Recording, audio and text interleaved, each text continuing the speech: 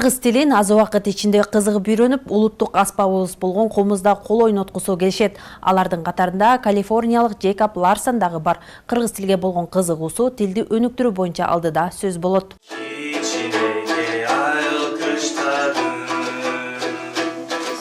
Джейкоб Ларсон Калифорния штатынан келип Кыргызстанда жашап жатканына 2 жылдын жүзү болду. Бул убакыт аралыгында ал кыргыз тилин өздөштүрүп гана тим болбосун, улуттук аспап болгон комузду да мыкты үйрөнүп, кол ойното баштады.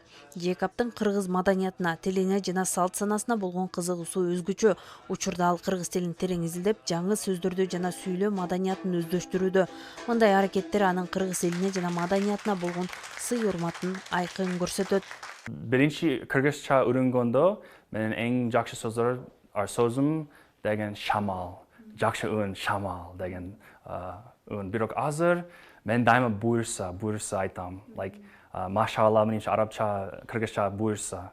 Ошо мисалы менин чоң апам айылдан дайыма мени чакырат, анан ал дайыма мага Джейкоб, качан келесиң? Эмки жумада буйрса дейм негизи. Дагы менин эң жакшы тамагым Кыргызстанда деген керчө. Керчө деген сөз койдун төшү.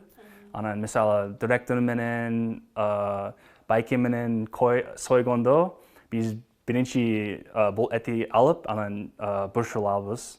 Анан керчө жейбиз. Кыргыз тилин сактоо ар бирибиздин милдетибиз. Джейкоб Ларсон сыяктуу адамдардын кызыгуусу жана китапкананын иш-чаралары тилдин өнүгүүсүнө өбөлгө түзөт дешет адистер. Наргиза Жумадил кызы, Жеңиш Абдылдаев, Нарын жаңылыктары.